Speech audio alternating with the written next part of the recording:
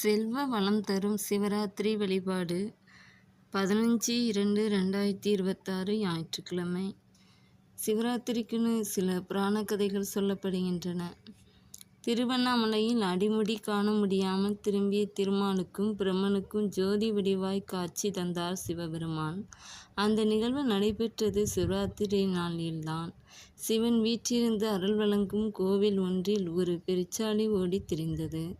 அந்த கோவிலில் எரிந்து கொண்டிருந்த நெய் விளக்கின் நெய் வாசனை பெருச்சாளியின் மூக்கை துளைத்தது.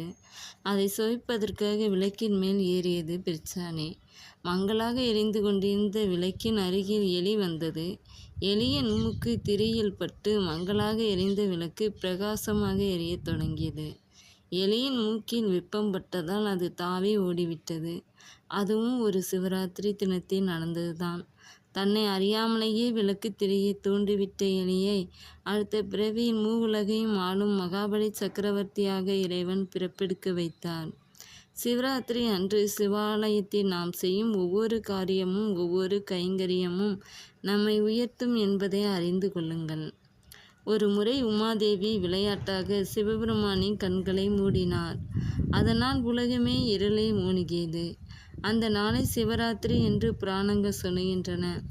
அந்த இரவில் ஒளி வேண்டி தவித்த தேவர்களுக்கெல்லாம் ஒளி கொடுப்பதற்காக சிவபெருமான் தன்னுடைய நெற்றிக் கண்ணை திறந்ததாகவும் கருதப்படுகிறது. எனவே இருள்மயமான வாழ்க்கை ஒளிமயமாக மாற எல்லோரும் இந்த விரதத்தை மேற்கொள்ளலாம். இந்த விரத நாளில் சிவபெருமானை மனமுருகி வழிபட்டால் தினமும் தித்திக்கும் செய்திகள் வந்து சேரும். மகா சிவராத்திரி என்பது மாசி மாதம் கிருஷ்ணபட்சம் சதுர்த்தசி திதியில் வருவதாகும். அன்றைய தினம் மாலை முதல் 4 ஜாமங்களிலும் சிவ பூஜை செய்து விரதம் இருந்தால் நாள்தோறும் நற்பலன்கள் நடைபெறும்.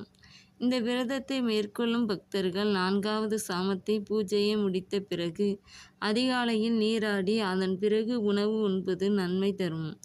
சிவராத்திரி அன்று சிவபெருமானை வில்வ இலையால் அர்ச்சித்து வழிபடுவதன் மூலம் சிறப்புகள் அனைத்தும் வந்து சேரும்.